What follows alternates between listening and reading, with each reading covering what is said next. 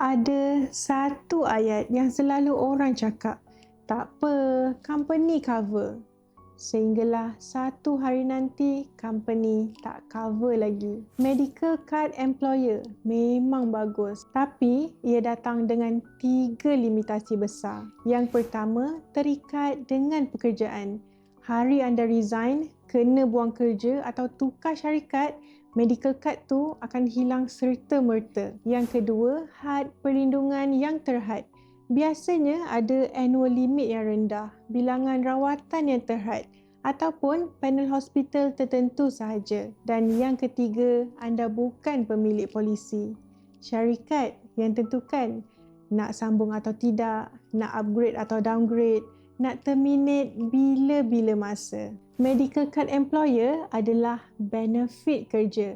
Medical card individu adalah perlindungan peribadi. Kalau korang masih sihat dan masih bekerja hari ini, itulah peluang terbaik untuk rancang perlindungan korang. Kalau video ni beri manfaat untuk korang, jangan lupa follow dan share video ni.